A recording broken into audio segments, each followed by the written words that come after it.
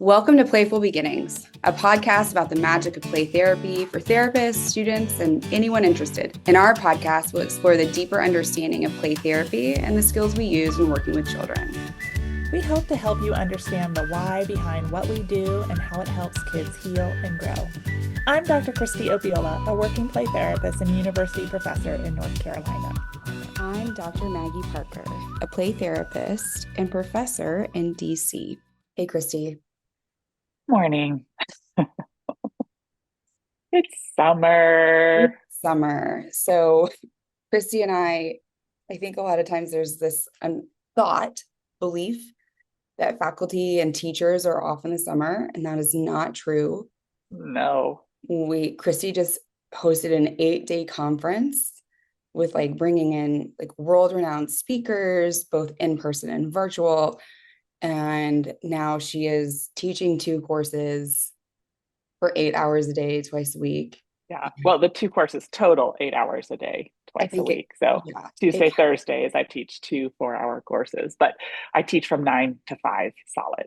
I have a 15-minute break. Let me rephrase that. I do have a 15-minute break between the 2 classes, but I also have to get one group of students out of the classroom and the other in. And my second class has a lot of material and I have to get everything set up. Yeah. And my room is too small, and it's just sometimes being a faculty member is fun.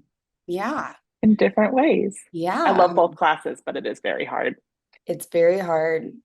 Mm-hmm. I just my 2 courses just ended, got grades in, and it turns out that being a department chair requires a lot. And it's a year-round commitment.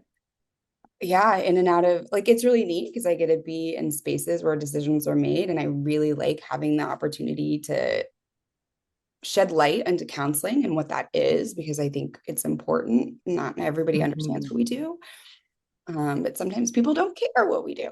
Yeah. And I know this is not true in every program, but I find that in some programs that it's very similar to the community, that we're having to explain what we do, validate what we do, advocate for appropriate funding for what we do. Yeah. And so, yeah. And we're beholden to an accreditation board that has very strong standards that I think are there for a reason. It's supposed to help us, right? Yeah. And I think we're, Maggie and I are also reeling, and please tune back in because we're about to host a special podcast on, natural disasters. I know my state was hit last year. Maggie and I both have been in Texas, and our hearts are breaking for what's happening in Texas. Yeah. And then I'm also our state was hit with flooding again earlier this week because of the tropical depression. It's just more central and eastern. So I'm not seeing it on the western side of the state, but these natural disasters are happening left and right. And we want to have discussion about, as play therapists, mental health clinicians, how do we support? What is the need? What is our own grief and loss? How do we support people through grief and loss? And just the high stress moments and uncertainty of these natural disasters. So please tune into that. Dr. Jen Balch was on last week. And so this week we are kind of extending that conversation for play therapists, right? How can we support this? But also for parents and caregivers and friends, how can you support using, and it's also an introduction to our next series on skills. So I think this is kind of ties it all in, because these skills, obviously they are fundamental to the work that we do in the play space, and they can be really helpful for parents who are really struggling, or caregivers, right? In Texas, I think there's about 3 or 4 little girls who passed away there in the same elementary school. So This is it's a lot, and a lot of people are going to be impacted. Obviously the families that lost loved ones, but their friends, their communities, it's a tough spot. It's awful. And so I think a lot of times we, as adults and caregivers and teachers, we're not really taught these skills. They're not just And so we want to give them away at this point. So it's kind of like an overview today, and then we'll be going more in depth with each skill, what it looks like, and then also how we use it in examples. So, and our hope is to talk about the skills, the purpose of them, how you use them, when to use them, and then give some examples in the playroom too about how Maggie and I have seen these skills be beneficial for children. Yeah, with children in our real lives, with dogs in real life, I think it really, I think, and we've talked about this so many times, Kristie, how taking this course was, or like entering into play therapy really kind of, it was like a light bulb or solidifying moment for who we are fundamentally. And I think it can be really helpful. So our hearts go. I want to pull up because we got that. I think I shared that email I got from a former student who took intro to play therapy with me and then is now a parent. And just how thankful she is. I was going to try to pull it up really quick.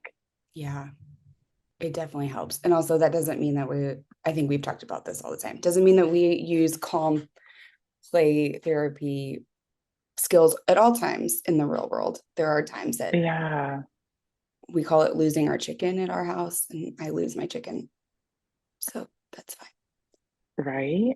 It was a very sweet letter just to say how much, these skills have impacted her personal life on top of just her professional life and has made parenting a little easier. So our hope is that by sharing these skills with clinicians and the community, that we can increase the responsiveness for children and make caregivers' lives a little easier, hopefully.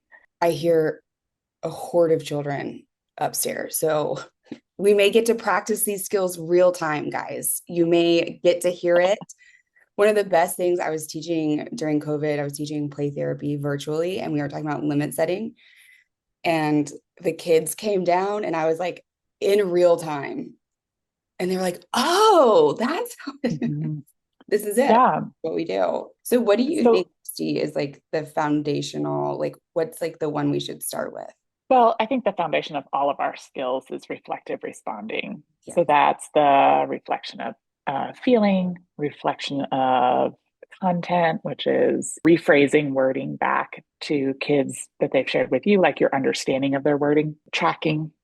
Those are the foundational pieces. And most of our other skills build off of that skill. Also, I teach filial therapy class or CPRT class at the university. And I shared that this is the hardest skill to learn because it's so contrary to how we are taught to engage with people. And so we also teach it first, right? Because it's sometimes the hardest to learn and it takes the most time to kind of build confidence and understanding of the skill, though it is foundational to what we do holistically. And our other skills, some of them use these skills in layering of the skill. And so I think we should start there. Yeah. And I think like one of the cool things about, I think especially reflecting of feelings and then reflecting of content, which is essentially kind of demonstrating that you understand the child, right? It's a different type of conversation. When we're in conversation, even the two of us, we're rarely like checking in to make sure we understand. We're just kind of bouncing off each other. And if you are a little bit neurodivergent like I am, it's like I'm thinking of what I need to say while you're saying your thing. How much am I actually listening? And so it switches that when you're with kids. And it's so neat when I do this out in the real world and I work, like see little kids and I sit down with them, like where you're trying not to parrot back. I think it becomes very awkward when you're just repeating back what someone says. But when they're like, I had so much fun at the beach. I got to put my feet in. And then I got stung by a jellyfish.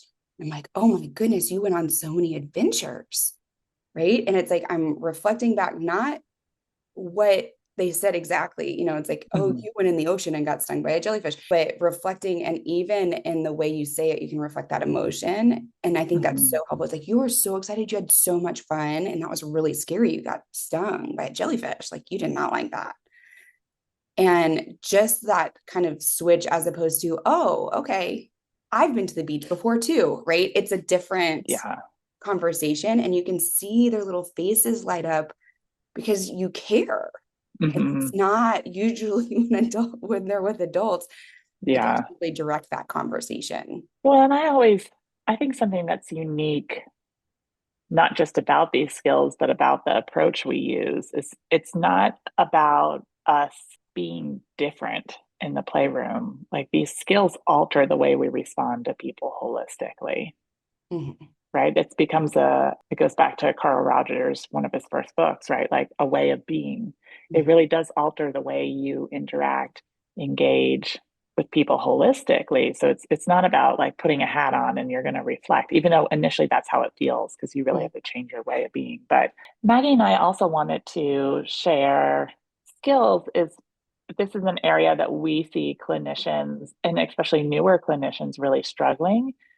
And when we get out into the field and we're not in our training programs anymore, sometimes what we see is that we forget about some of these skills. So our goal really in this series, and we've done a lot of planning this summer in addition to all the academic things we do, but really wanting to open this chapter of our podcast to review skills. So this is a place that clinicians, caregivers can come to see how could I respond differently? Or what other way could I respond? Or gosh, I forgot about that from reading this book. Or yeah, my professor used to say that and I didn't get it until now, or whatever it was, right?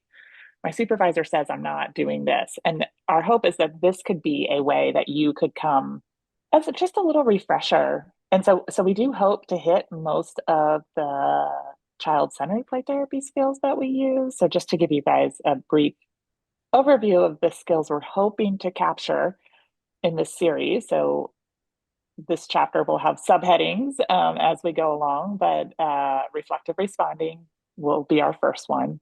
We're going to talk about choice giving, limit setting, returning responsibility or facilitating creativity, tracking, encouragement, nonverbal skills, decision making, esteem building, relational responses.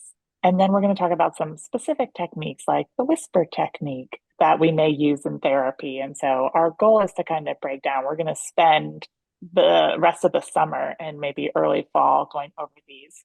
The other thing we want to share with people is we're also some resources for you that you can use maybe with supervisees or if you're doing trainings.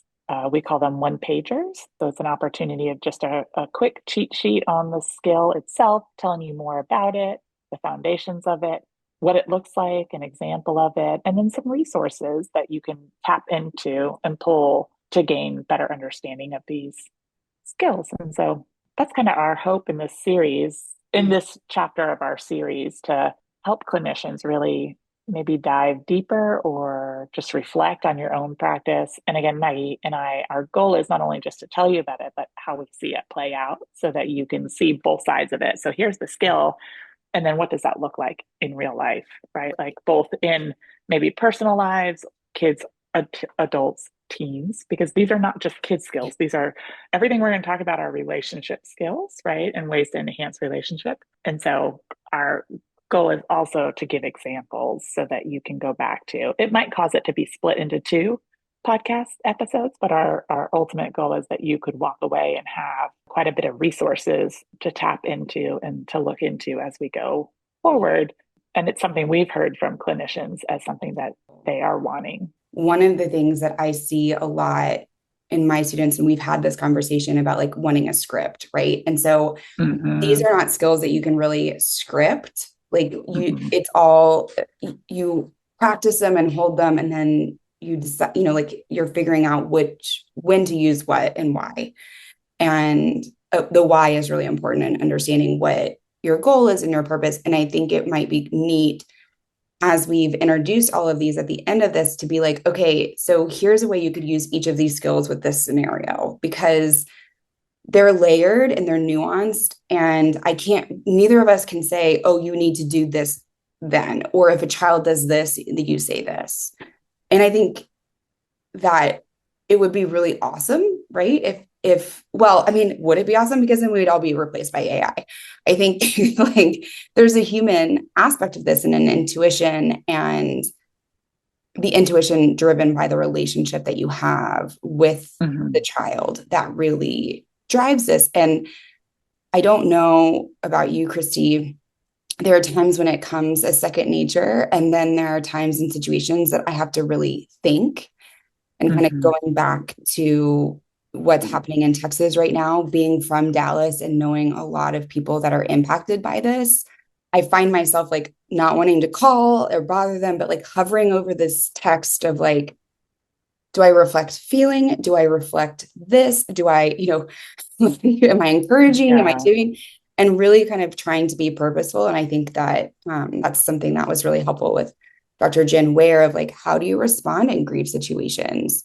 Because there isn't a script. And again, like you're intuiting and you're using that relationship. So that might be helpful at the end of like, these are all the different ways in which these skills could play out in this situation. Or like, because in most of these situations, you can use a lot of them. I mean, granted, you're not going to set limit setting all the time, but I think the other interesting thing to these skill sets, and as you were talking, Maggie, and one of the things I love about this profession, right, is you also have to trust yourself in this process. Because there is no manualized script. When someone says this, you respond this way, right? And our own unique like ears that we're tuning into and just who we are as individuals may have us respond differently. So I think it would be interesting to hear, like you may respond this way and I may respond this way, or you might have heard this and I might have heard this, right? Because our hope is people start to believe in themselves and to like tap into, what their heart and their gut and their head are telling them. And then also that there are multiple ways you can respond. Because sometimes I sit and I hear people talk about it and it's like, this happens and then this happens. And I'm like, that's so interesting because that's not, I wouldn't have gone that direction, or I may have gone this direction, or that's not what I heard at all. Do you know what I mean? And so we have to realize our own authenticity has to come into this process. I do. I think I mean, obviously I've shared this so many times, like you're an excellent play therapist and you're someone that I admire and I appreciate you. I also think I'm pretty good, right? Like I'm going to have to just own that. And you and I have different interests and experiences. I think one of the coolest examples for those of you who listened to the episode with Dr. Ray about the differences between Kristie and I and how we experience and interpret things, of a story that Dr. Ray used to tell us in class. And I took it from the child personality perspective because that's what I'm interested in. And Kristie took it from the attachment perspective. And we were both right. But it's also the ways in which we are people and humans, and we have personalities and we have things that we're interested in. And so we're going to clue in on different things. And so I think it's important, especially when working with supervisees and students, and I want you guys to hear is that we may say different things, right, than what you said or what you thought, and it doesn't make it wrong. It just is different ways of doing things. And I think that's why the beauty of it not being manualized, because we're able to be ourselves authentically while still impacting and hopefully connecting with that child in an authentic and genuine way. Yeah. Which is pretty cool. It is cool. And so as we dive into this chapter of our podcast of really like exploring skills, we hope that you as a listener reflect on like, how might you respond? We reflect this or we did this. You might have gone in a different direction. And why is that? Right? Because the way Maggie and I respond, it may not be the only option. And that's why we want to make sure we utilize and share as many of the skills that we use in play therapy so that you have that opportunity to really authentically and personally reflect on how you want to and what you might do in those scenarios. We also wanted to bring the skill to life because it can get pretty dry. Yeah. And it's so fun. Like one of my favorite activities, I don't think you do this in your class when you teach the play therapy or CPRT, but I use a lot of times the workbook Oh, And I have them, well, they're supposed to do it at home. They very rarely do the workbook at home, but I like them to do it at home and then come in because most of them will have different ways of responding. So this workbook that I'm talking about is like, it's what Giordano, Landreth, Jones. It's like an accompaniment to the art of the relationship. And it gives different scenarios and then how can you respond? And it's really cool to see all of the different ways, or like we'll play a video on mute. I'm like, okay, everybody say, what could this be? And it's so fun to hear all of the different ways in which people could respond or the things that they're picking up on. And so I really hope that that can be an opportunity for our listeners to maybe even like pausing it and being like, oh, what would I have said? Or how would I have responded? Because that's the goal, right? Is we believe in this so much and we've seen it transform ourselves and the relationships and our ways of being and children.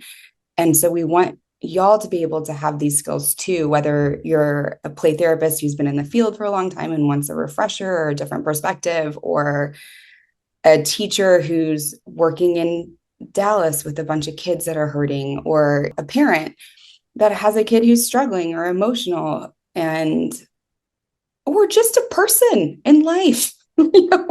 Yeah. I don't know. That was just a train of thought that just kind of fizzled out, I guess.